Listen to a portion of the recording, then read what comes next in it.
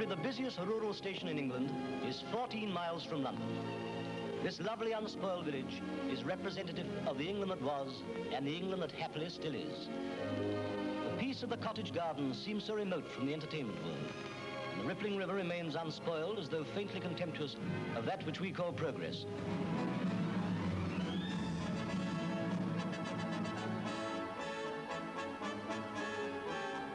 It was perhaps the most glamorous film studio ever to be built in Britain, and certainly the most romantic.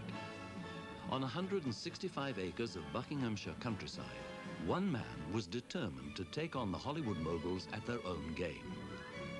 Denham Studios would produce British pictures with an international flavour. Films that would conquer the all-important American market, bringing honour and, of course, cash to the British industry.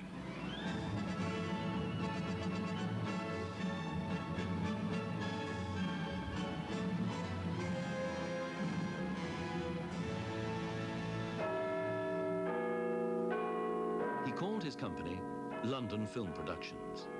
Yet he and his closest associates were, to a man, Hungarian. His name? Alexander Korda, born Sándor Korda in Hungary in 1893.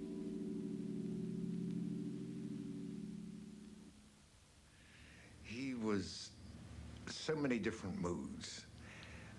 He was extremely kind, he was extremely irascible, he was extremely illogical, he was extremely endearing, and it was all leavened by the fact that he was a marvelous technician in a profession where the word artist is overused. Alex could well claim to be an artist. Foremost in his idea was a creation of a British film industry with British people, writers, actors, formation of technicians. And he thought, you know, that he should make films, you know, for the international market. The Private Life of Henry VIII was Alexander Korda's first international success in Britain. The royal bedchamber is prepared. Made in 1933 for a mere £60,000, the film created a star out of Charles Lawton and earned £500,000 in its first world run. While Henry VIII and his 6 wives was an undeniably British subject, the style and tone of the picture was Central European, and the production values as close to Hollywood's as £60,000 could buy. In other words, an international film. Alexander Korda shot the film at the British Dominion Studios. A studio of his own, and a home for London film productions, was only made possible by the worldwide success of Henry VIII, and the unlikely intervention of the Prudential Life Assurance Company as his principal financial backer. The things I've done for England. The Prudential were persuaded that it made better financial sense for Korda to build his own studio than to rent space at someone else's. And at Denham village in Buckinghamshire in 1934, London Films took an option on an estate of 165 acres set out along the River Colne, with room to build 7 sound stages and ample space for a backlot for exterior shooting. This is what was known as the old house at Denham Studios in 1936. Over to my right was the main studio, but the old house was really the headquarters for Alexander Korda. He had his office here, a suite of offices. He had a flat. He was looked after by housekeeper, butler, and chef. And also his writers worked in the house here. When he came to build Denham, I'm afraid that Alex let his heart rule his head, because instead of choosing an open field site and grouping the stages round service areas, he fell for the beauty of the Denham site and strung all the stages right along the Colne, so that everywhere was a very long way from everywhere else. These were the stables of the old house, and it was here that the cutting rooms were situated. The studio was designed and building was supervised by an American architect by the name of Jack Oakey. There was always a story that he had forgotten to build a sound department, And certainly it would appear that he had forgotten to build cutting rooms, because the cutting rooms were always here by the old house. I think they made a lot of mistakes. I mean, for instance, the cutting rooms were at one end, and the theatres were about half a mile away. I mean, we used to have to go to the theatre on bicycles. Otherwise, we lost about an hour's work every day. Nevertheless, it was a very romantic studio. One really felt that this was something new and rather marvellous. The very first scene of any film to go on the floor at Denham was a big head of George Robey, wearing a pith helmet, apparently riding a camel, but as the camera tracked back, you saw he was on a teach-yourself-to-ride contraption. This was on a film called Southern Roses. And after the shot was in the can, they got out the champagne, and we all had our still photograph taken. Rembrandt went on the floor a week or fortnight after that, I think. Open the door! Open the door! I know you're in there. I've got something to tell you. I'll tell you something that's more important than your work. You won't sing a different tune when you find yourself without a roof over your head. Stop that noise! He still thinks he's the master. A master who's going to be driven out of his own house like a beggar, like a worthless beggar. You don't seem to think much of our profession here. Stay where you are, or work. Rembrandt was the last film Korda was to direct himself while in charge at Denham. And while its stars, Gertrude Lawrence, Elsa Lanchester and Charles Lawton, may have been English, its inspiration came from the Hollywood biopic, and its production values were a good deal more lavish than most British producers would have considered necessary or possible. We're going to be flung into the street without a moment's notice. Most of the senior technicians on the film came from America or Europe, including the lighting cameraman, Georges Perinal from France. Dear old Georges Perinal, for many, many years, he maintained that he didn't understand English, and he was extremely taciturn. He was rather hard to get through to. He worked through his operator, Bob Krasker, who could speak English and French, and he was a law to himself. In those days, which of course were black and white, the cameraman could spend an infinite amount of time polishing every aspect of the image. And Perinal was amongst the most meticulous of all. And I remember a director saying in desperation, yes, Perry fiddles while I burn. It was Korda policy at Denham Studios to hire the world's best technicians, which generally meant that they were American or European. And Korda's closest advisors, including his senior writers, were predominantly Hungarian. At the front of the studio here, there were 3 very tall flagpoles surmounted by 3 pretty large Union Jacks. And Wags, working in the studio, used to say, well, there was 1 Union Jack for each Britisher who worked for Mr. Korda. The stars who worked at Denham under Korda were international too. Richard Tauber, Elizabeth Bergner, Edward G. Robinson, and Marlene Dietrich, who starred with Robert Donat in one of Denham's most lavish productions, Night Without Armour, made in 1937. And I found it very exciting. And of course there was Marlene Dietrich. And of course she came up like the Sunset, Sunset Boulevard thing. She had this great sort of car, like some enormous thing with leopard skins, and she arrived with her chauffeur. She was absolutely fascinating.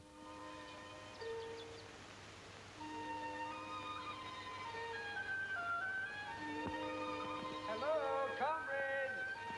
Hello, comrade. Any luck?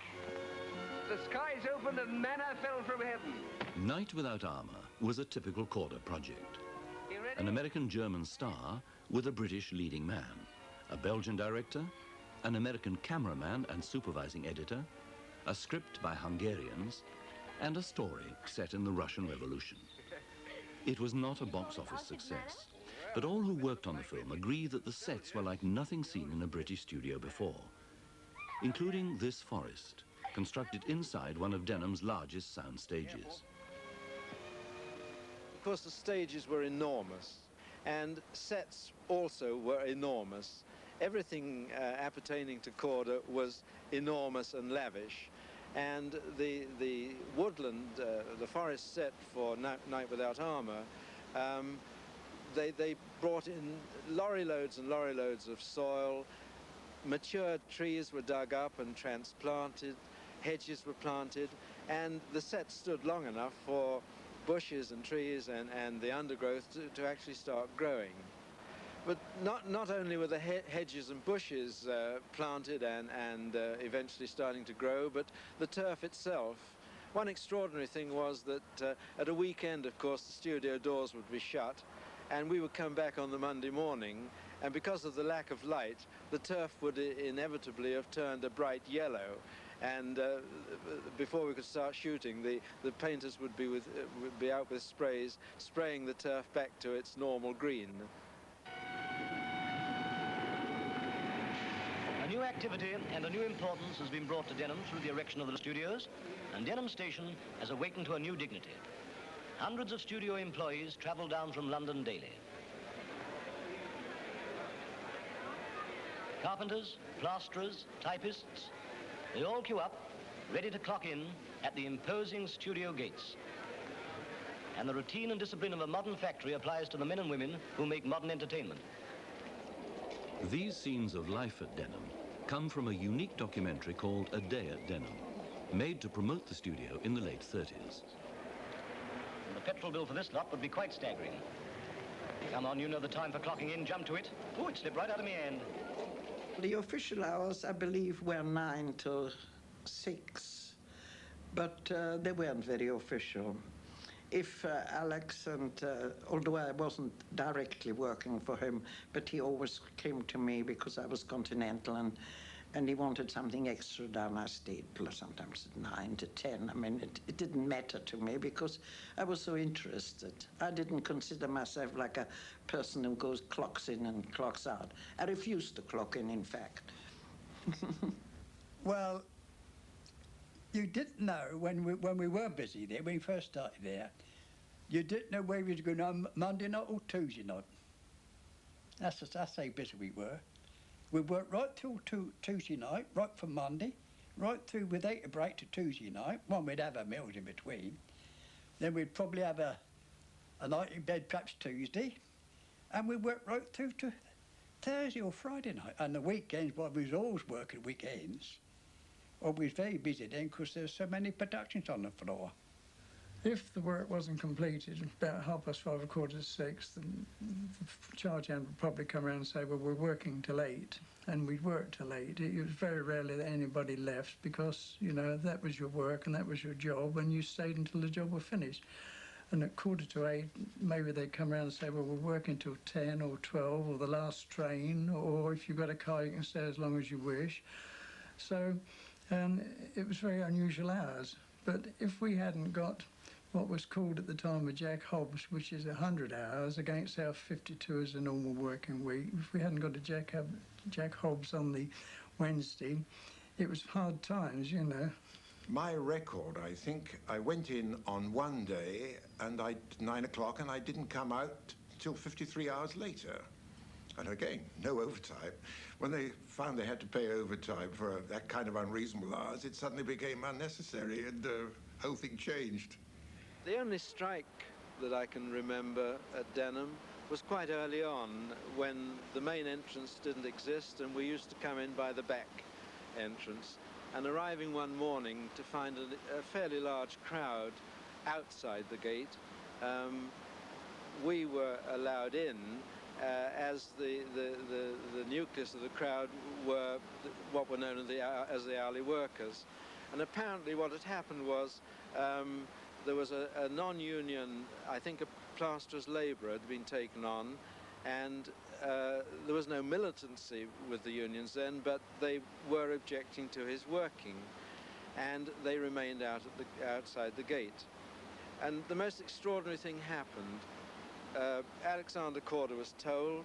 He was a very imposing figure. He always was immaculately dressed, wore a trilby hat, always carried a cane, and he walked down to the back gate with his second-in-command, a man called David Cunningham, went out through the gate amidst this mob, and he addressed them. He said, I'm very disappointed.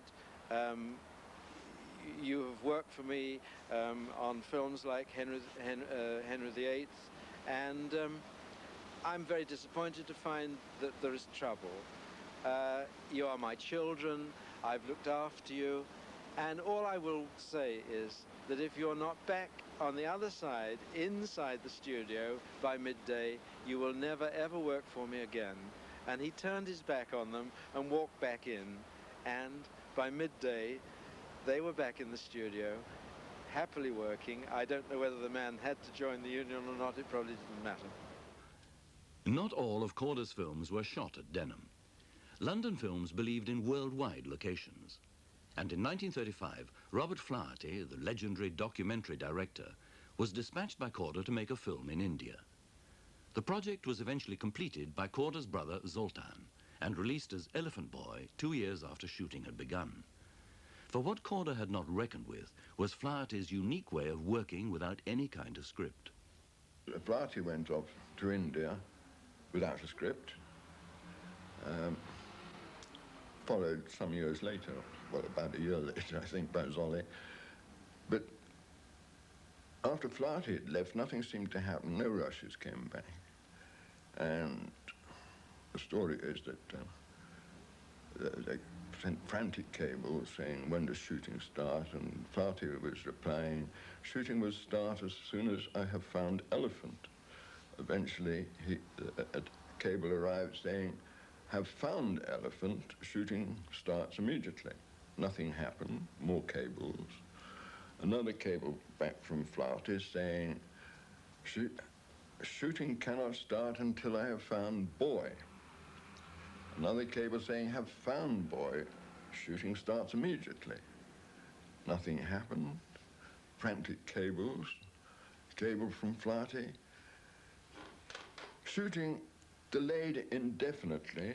Elephant has unfortunately trod on boy.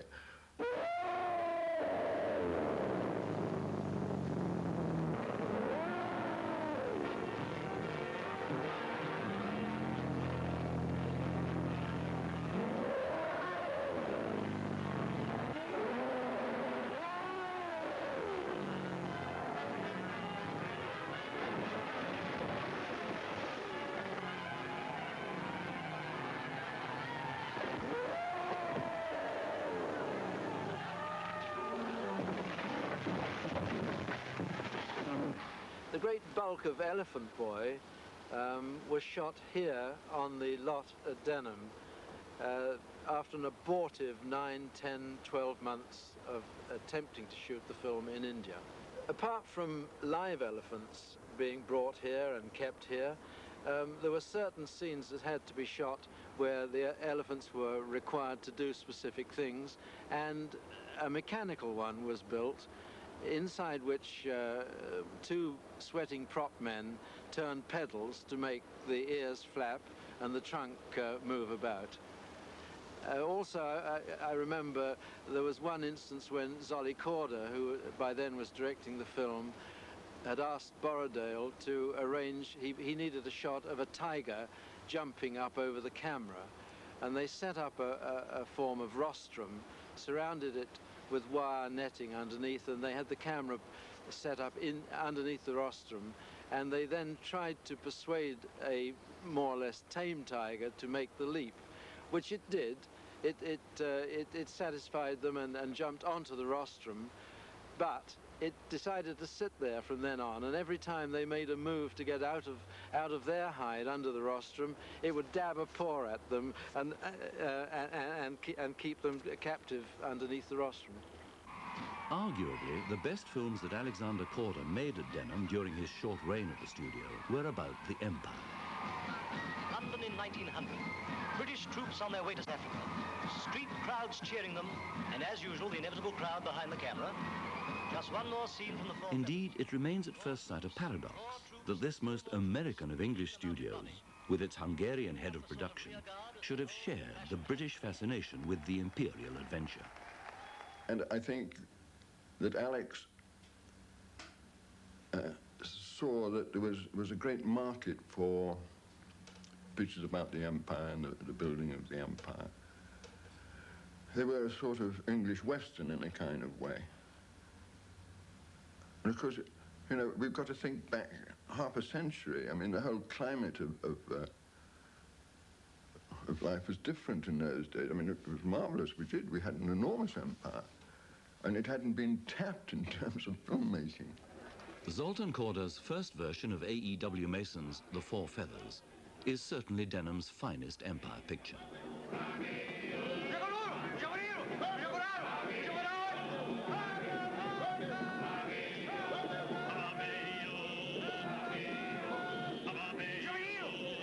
One of the earliest British films to be shot in Technicolor, the greater part of The Four Feathers was filmed on location in the Sudan, which involved a journey of almost epic proportions for the actors and technicians. We took 18 days to get there. We went out, I think, Marseille, all the way around, Port Said, up to Cairo, down to El Shalah, on one of those steamer, you know, paddle boats tied together. We were, I think, 3 days going down there. And then we got on to a place called Wadi Halford down there, and there was a train. We got on that, and it was an air-conditioned train, and they seemed to take us for 2 days. And then they dropped us in the desert. I shall always remember the straight stop. And we stood there with our suitcases, and I always remember Bob Krasker, the camera operator. He had a Harris tweed overcoat on his arm. He was wearing a pig-sticking topi on his head, and it was in the middle of the Sudan desert, stinking hot, and there he was with an overcoat. Anyway, a convoy of army trucks appeared on the horizon, picked us up, and took us back to a camp which had been set up by the East Surrey Regiment, who were the garrison troops in Khartoum then. The camp was enormous. I mean, there must have been something like 200 or 300 tents. And we were allocated 4 to a tent, and suddenly realized that we were under army discipline. If you came out of the tent without your topi on, a sergeant or corporal would shout, "Get that hat on!" Adjutant, go to the right. Friendly, go to the left. Tell the brigade to take up their position. Tell them to withhold their fire until the last possible moment.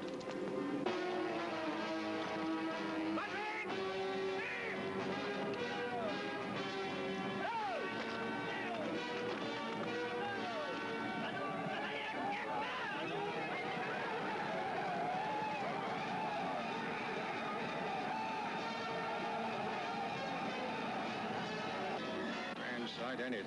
Getting horrible close. When do we fire? We're told. Stick it, lad. If you can't look at them coming on, shut your eyes. I'll nudge you when to open them.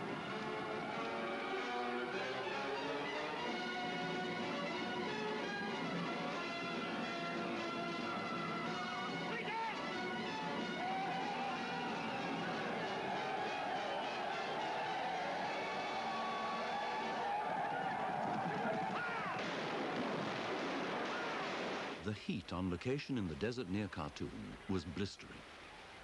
And no one knew at that time of the effect high temperatures might have on both the unexposed film and sound stock. So it was decided that we would keep the stock, our stock and Technicolor stock, on ice. The ice used to be brought out from Khartoum, which was 90 miles away, on army trucks, great blocks of ice covered in sawdust and with blankets. And it would arrive, and we would chop it up and put it in dustbins, and the film magazines and the film cans of stock were kept there. We never, of course, had the enjoyment of having ice for drinks or for any other purpose. And I remember on one occasion I was so fed up, it was so hot, and I'd been trying to unload film in a loading bag, and I was absolutely pouring with sweat. And I turfed all these cans of film out of an enormous sort of dustbin thing and sat in on top of the ice and shivered. Back at Denham in 1938, the temperature was rising too. 1937 had seen a crisis in every British film studio. The City of London, who were advancing the cash for filmmaking, were experiencing an all-too-familiar loss of nerve. Originally attracted by the possibilities of quick profits in this most glamorous of industries, they were impatient, indeed anxious, at the length of time it was taking for a film to make a profit. Korda managed to pacify the men from the Prudential, who had in effect paid the £2 million bill for Denham Studios. But 18 months later, their anxieties resurfaced. I remember, you know, that one day Prudential Life Insurance was our chief financiers, called me in, and Mr. Lever, who was in charge, was our affair, who was a wonderful man and a great help to Korda and to our company, said to us, I see that you are only working in one stage, and the other stages are empty. I mean, that's not using the facilities which we have built. So when I reported to Alex Korda about it, Alex was very concerned, and he decided to fill the studios in. That was the trouble. Became too big. The irony is that Denham was only too big because that was the way the Prudential had wanted it. It was they who had insisted on extra sound stages. Sound stages Alexander Korda had now to fill with any kind of production he could. The artistic entrepreneur was compelled to become a studio manager, a role that ill suited him. London Film's own productions began to suffer, and at the end of 1938, the Prudential called a halt. They took the studio away from Korda and installed their own man. Britain's first attempt at international filmmaking was over. I believe the Prudential Insurance Company, who were worried about their investment, put a man in charge of the studio, a man by the name of P.C. Stapleton, who had, I believe, come from one of the Elstree studios, had a reputation for being an absolute ogre. I do remember the morning he arrived in an enormous Packard motor car, people standing at the front gate and watching him drive in, and this tiny little man with a trilby hat stepped out of this enormous Packard and strode to the office, and from then on, everything was in the hands of Stapleton. Petty cash vouchers no longer were signed without any comment, and there was already an enormous tightening up. But he was really a business consultant, and he went through all the construction departments, all the offices, and really had, where people he felt weren't fully employed, he combed them out. Well, it was very dismal, of course it was. The sort of early signs of this was in the cutting room when we'd be asked to use less paper clips, which I don't think made a great deal of difference to the viability of the studio. But then the awful day came when there was no pictures being made on the floor, and we were seeing the last rushes, and Stapleton was in the theatre, and Alex was in the theatre, and we saw the rushes, and Alex turned to Stapleton and he said, well, now you have your way. There are no pictures being made, and we are wasting no money. Eventually, they went on making films at Denham without Alexander Korda, right up until 1951. But now Denham is no more. They are building offices, factories, and warehouses, where Korda once made movies. And so we leave studios, cutting rooms, actors, cameramen, and the rest of that somewhat bizarre world which makes pictures for your entertainment, and return to Denham Village. It seems unbelievable that its placid calmness can remain so completely unruffled after the glimpses we've had of that gigantic enterprise so near and yet apparently so far away. Maybe the soul of Denham is chuckling contentedly to itself and murmuring, films may come and films may go, but I go on forever.